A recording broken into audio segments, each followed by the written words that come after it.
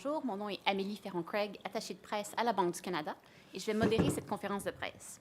Le gouverneur Tiff Macklem va répondre aux questions des médias pendant environ une vingtaine de minutes.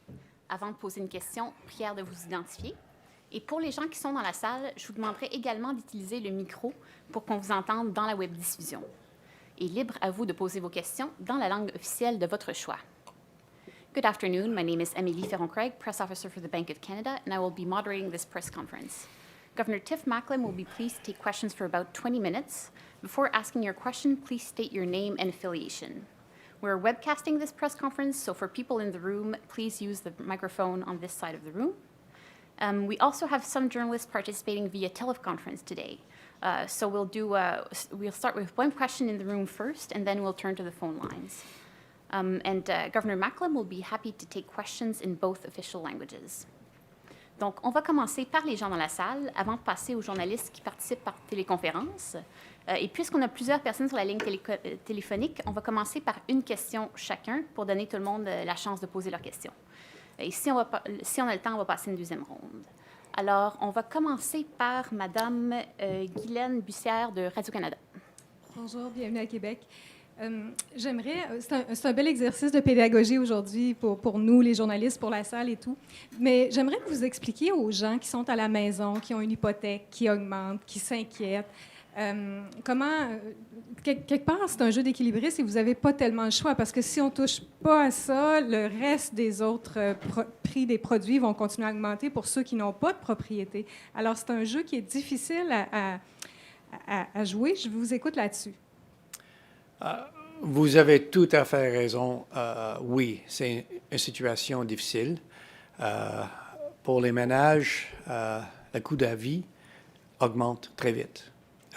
Et surtout pour ceux qui sont sur un revenu fixe ou revenu bas, c'est les augmentations plus grandes d'inflation des prix, c'est les nécessités. C'est l'épicerie, le loyer. Ce ne sont pas des choses qu'on a toujours besoin. Donc, oui, c'est difficile. Et de plus, si vous avez une hypothèque, surtout c'est une hypothèque à taux variable, les fortes hausses de notre taux directeur ont beaucoup augmenté le coût de votre hypothèque. Donc, oui, c'est une situation difficile et on comprend que c'est difficile. Qu'est-ce que je peux dire aux Canadiens, c'est que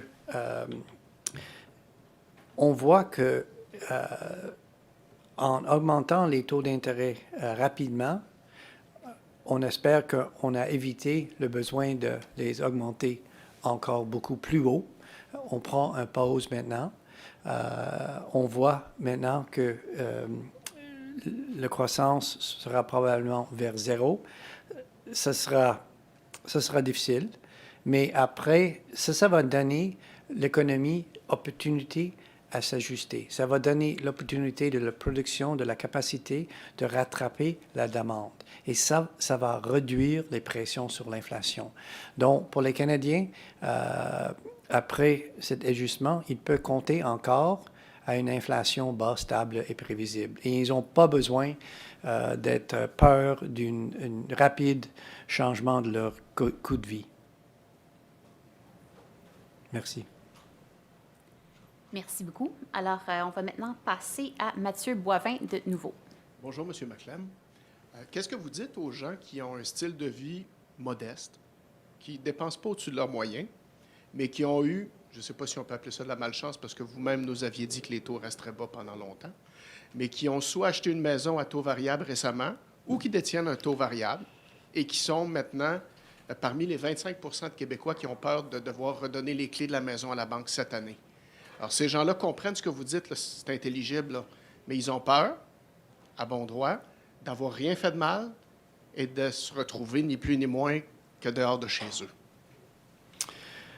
Oui, je viens de parler un peu déjà des difficultés et du fait que le coût de vie augmente vite, trop vite, et surtout pour ceux à revenus faibles, l'impact est beaucoup plus grand. Et Oui, pour ceux qui ont une hypothèque, surtout si c'est taux variable, oui, le coût est déjà augmenté beaucoup. Malheureusement, il y a aucune manière facile de rétablir la stabilité des prix. Ça, c'est une réalité. Mais c'est très important que on retourne dans un monde ici au Canada où les ménages peuvent planifier leurs dépenses, peuvent planifier leurs épargnes avec confiance. Avec l'inflation élevée, ils ne peuvent pas faire. Au sujet des taux d'intérêt, on sait que on n'a pas vu encore tout l'effet. Pour ceux qui ont une taux variable, oui, l'ajustement est très vite, mais si vous avez une hypothèque sur un taux fixe, quand vous avez besoin de renouveler votre hypothèque, probablement votre coût d'intérêt va augmenter. Donc, on n'a pas vu encore tous les effets dont nous avons annoncé, ça fait 2 semaines, que nous prenons une pause pour voir si nous avons assez augmenté les taux d'intérêt pour réduire l'inflation à notre cible de 2 et rétablir la stabilité des prix. Si les données, si les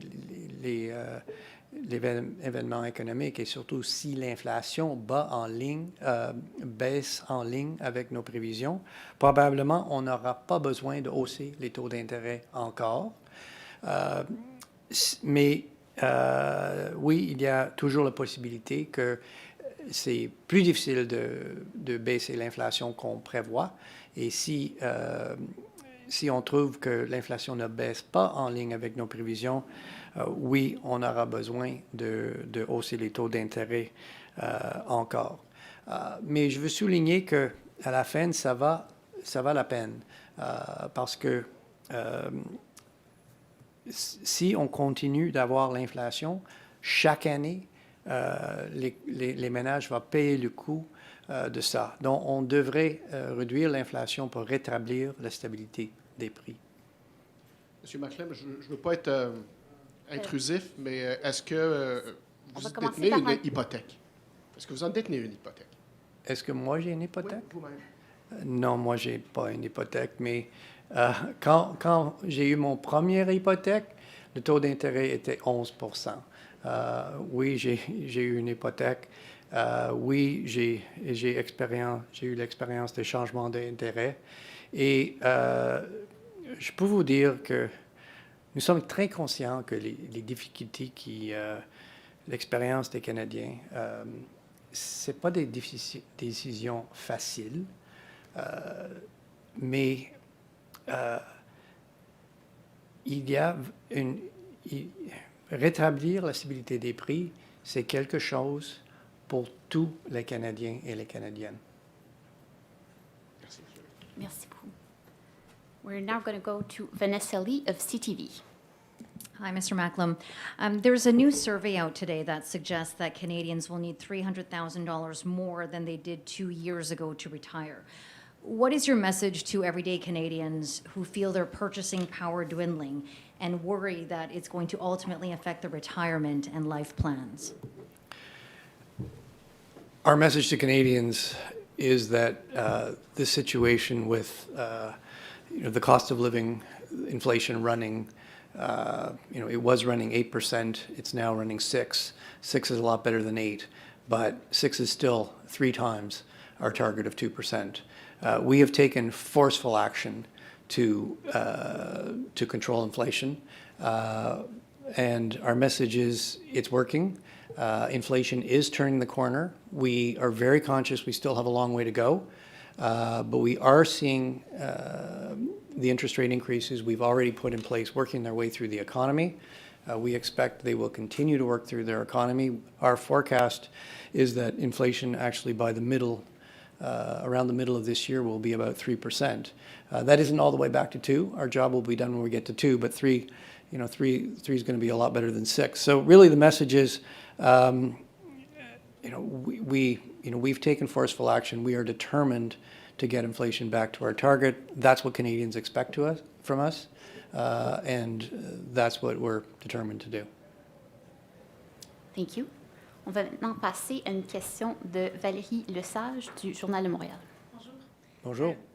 Il y a toute la question des salaires qui est liée à la hausse possible de l'inflation. Il y a beaucoup de négociations à venir. Si vous pouvez parler un peu plus oui, dans le microphone. Oui, donc la question des salaires est vraiment importante là, pour ce qui va conduire à plus d'inflation ou moins. Il y a beaucoup de négociations actuellement pour de renouvellement de conventions collectives, des PME dont les employés demandent des hausses de salaire pour faire face à la hausse de l'inflation. Alors, la pression est forte, surtout dans le contexte de pénurie de main-d'œuvre. Alors, qu'est-ce que vous anticipez de ce côté-là? Est-ce que vous demandez, en fait, aux entreprises de limiter les hausses de salaire à l'heure actuelle? Vraiment, ce n'est pas le job du gouverneur du Banque du Canada de dire à les entreprises qu'est-ce qu'ils devront payer leurs employés, et ce n'est pas le job de la Banque du Canada de dire aux travailleurs qu'est-ce qu'ils devraient demander pour travailler. Donc, et la réalité, il y a beaucoup de secteurs dans l'économie. Nous avons un pays vaste avec beaucoup de différents marchés de main-d'œuvre. Comme vous venez de mentionner, le marché de main-d'œuvre c'est serré, l'économie est en surchauffe. Donc oui, il y a des pressions sur les salaires. Qu'est-ce que nous avons dit?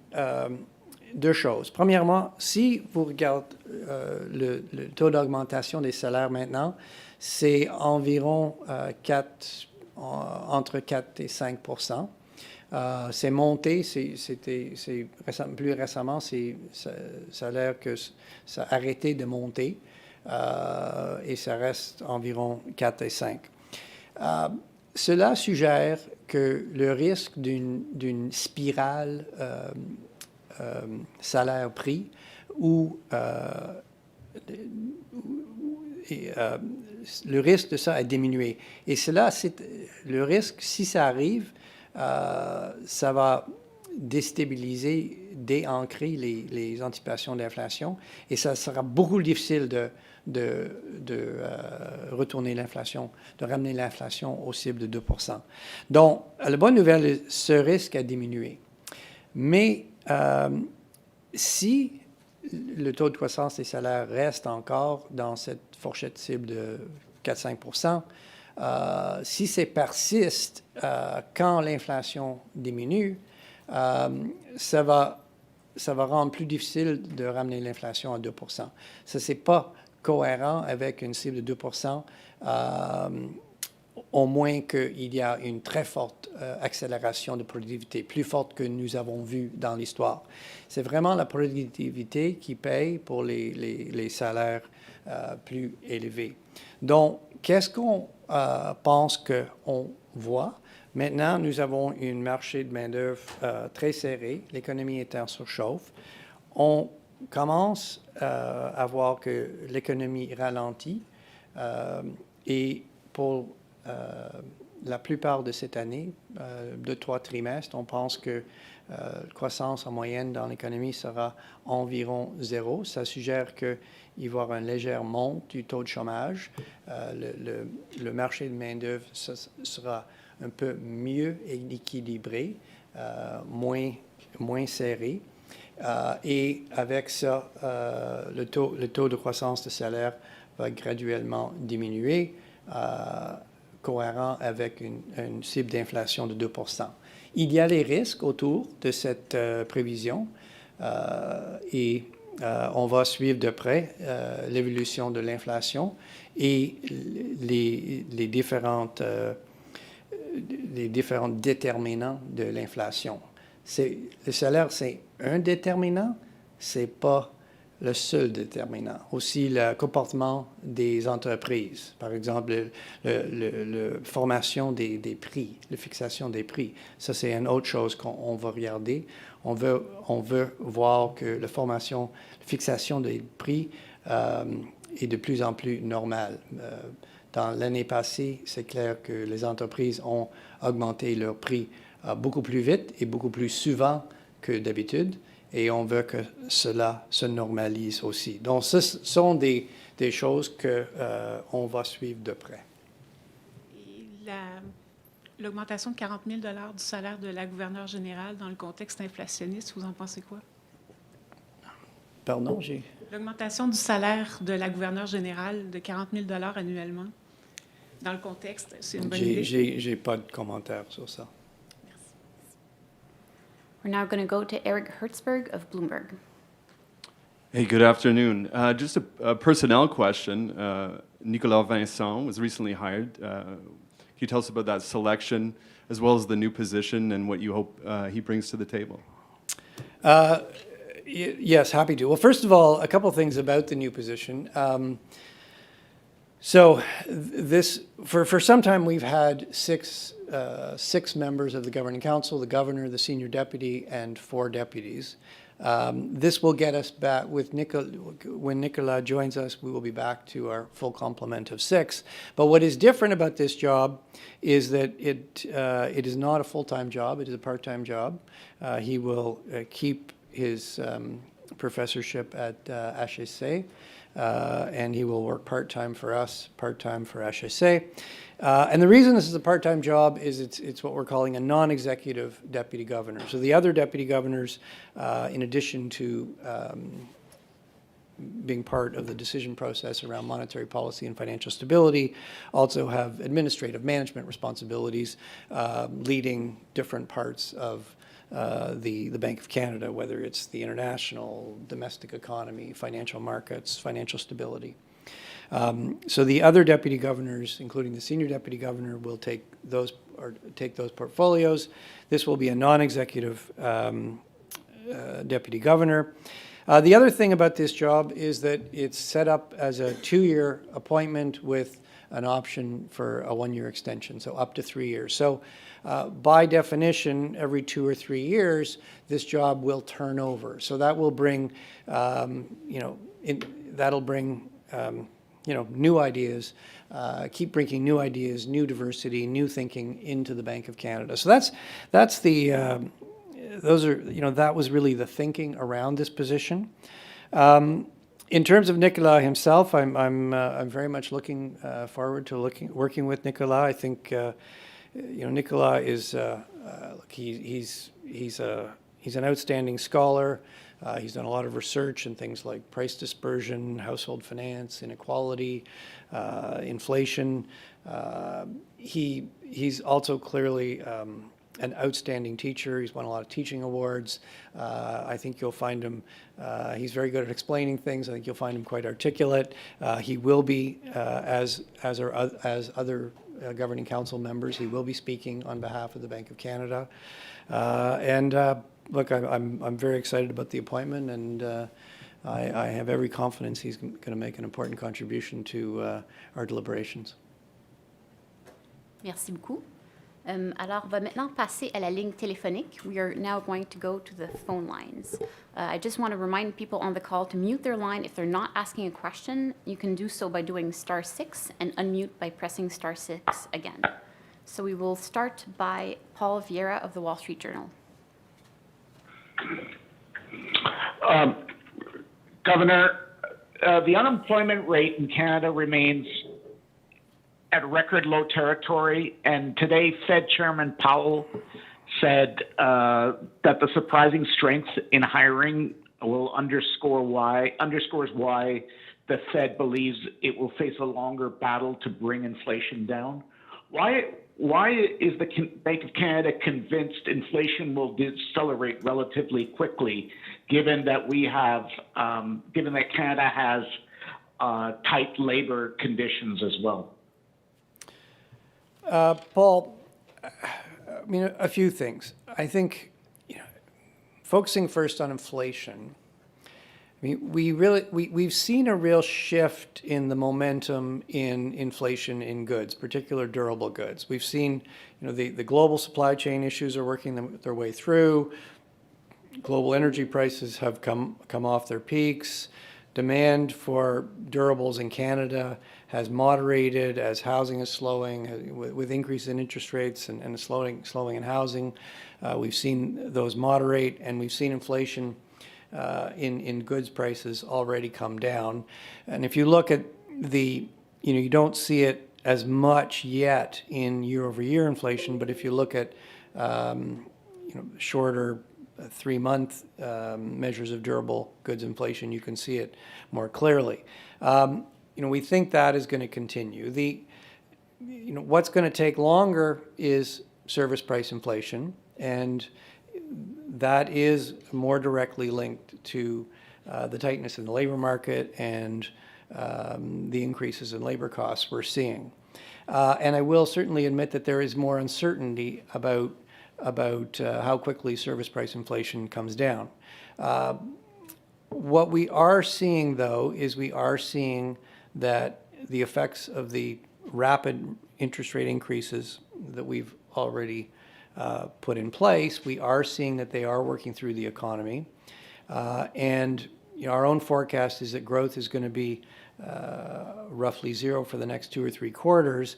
What that means is over that period, the economy, supply will catch up with demand in the economy, and the economy will move from clearly being in excess demand to some modest excess supply. That should relieve those price pressures.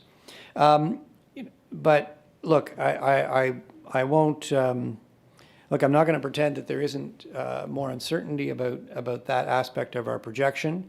We're trying to balance the risks of over and under tightening. We've raised interest rates very rapidly, from 0.25% to 4.5%.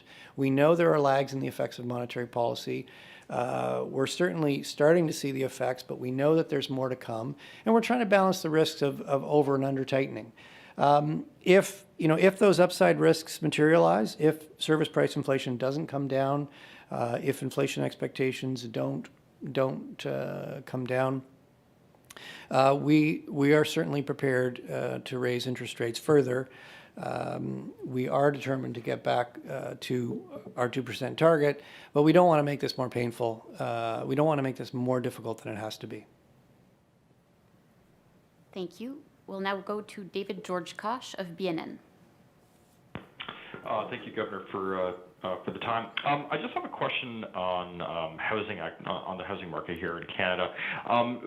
Do you have any concern about recovery of housing activity following the move that you made earlier this year in signaling a pause on raising rates, and that pause, that signal, might actually catalyze increased mortgage demand? Do you have any concern about that kind of resurgence of housing activity in Canada and maintaining inflation at a more lofty area? A couple things there. I mean, first of all, we have seen, look, housing, you go back a year ago, housing was extremely overheated. House prices went up 50% in the first 2 years of the pandemic. Housing activity was extremely elevated. Since we began raising rates last March, roughly 11 months ago, you've seen a pretty sharp slowing of housing activity. House prices have come down. They've come down about 13%. In terms of our forecast, and you can see this in our monetary policy report we put out a couple of weeks ago, we do expect to see some further slowing in housing through to roughly the middle of this year. We don't think it's going to slow as rapidly as it slowed over the last 6 months, but we expect some further slowing. We do expect housing prices will continue to come down. There are some, at the same time, there are some underlying sources of housing demand. Household formation is strong. Immigration in Canada has been coming back up. So there are some underlying sources of demand. And so, our base case projection is that it stabilizes around mid-year and moves back into positive growth further on from there. Look, there's certainly some uncertainty around that forecast.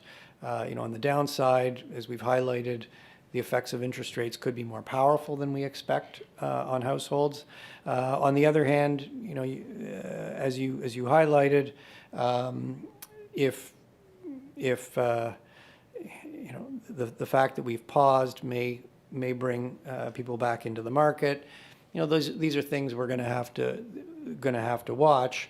I would say, look, over the longer term, really the key to the housing market is more supply. Interest rates affect demand. Housing affordability fundamentally is going to be more affected by what happens on the supply side. Thank you. So we are over time, but we'll try to squeeze in 2 more questions. So it'll be first Mark Rendell of the Globe and Mail, and then Steve Scheer of Reuters. So you can go ahead, Mark. Thank you so much, Mark Rendell with the Globe and Mail. Thanks for taking the question.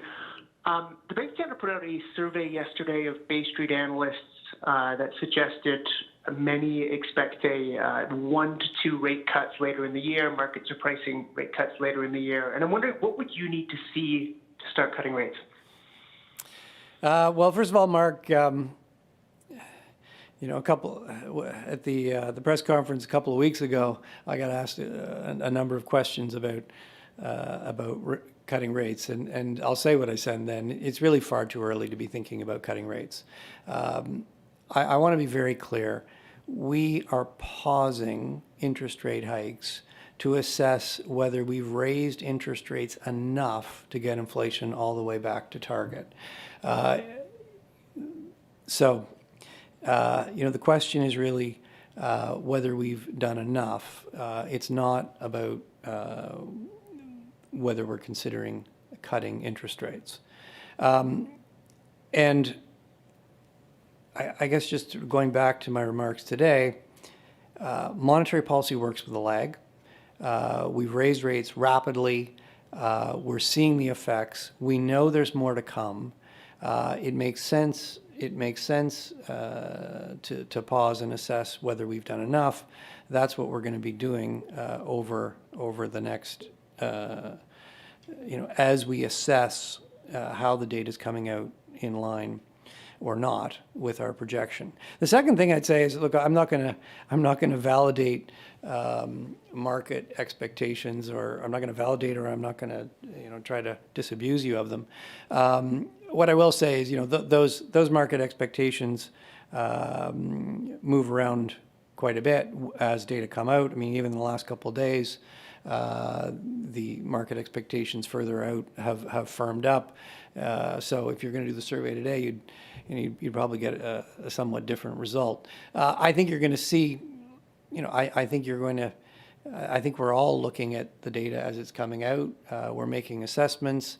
I think one of the reasons why we're really trying to be as clear and transparent as we can is so by putting out our projection, the market knows how we think, and they can assess whether the data is coming out in line with our projection or not. And the other thing you're going to get tomorrow, of course, is for the first time we're publishing a summary of the deliberations of the Governing Council that led up to the decision 2 weeks ago. And again, our hope is that gives market participants, Canadians, more insight into what are the economic developments that we were most focused on. How did we frame the decision? What were the options in play? And what was the weight of evidence that drove to the consensus decision that we took? Thank you very much. And now last question, Steve Scheer of Reuters. You can go ahead. Hello, Governor. Thanks for taking the questions today. I wanted to ask you, I was wondering how you assess the impact of the blockbuster U.S. jobs report from last week. Strong labor market, very strong labor market still in the U.S. Do you think that for Canada, it makes you more optimistic about a soft landing, or does it make you more worried about bringing inflation down? Well, look, the first thing I'd say is labor market data comes out every month, and so you're going to see as the economy adjusts, it never happens totally smoothly. In Canada, we got a very big labor market number, a little before the Fed. So, look, for Canada, I think what we're going to be looking for, as I've underlined, labor market is very tight. It can't stay this tight. If the labor market stays this tight, we're not going to get back to 2% inflation. Certainly, what we're looking for, what we expect to see, is some an improving balance in the labor market. We are starting to see that, but if you look at our projection in October and our update in January, it is progressing more slowly than we expected. The labor market remains very tight. You are seeing some signs of moderation, but they're pretty modest. If you look at job vacancies, they were very high. They've come down a bit. They're still elevated. If you look at some other labor market indicators, you can see some modest signs. Certainly employment growth overall has slowed. It's slowed most in more interest-sensitive sectors like construction. That is suggesting that the actions we've taken are working. But yes, we're going to have to see more rebalancing of the labor market to get back to 2% inflation. And this concludes the press conference. Thank you very much. Merci beaucoup.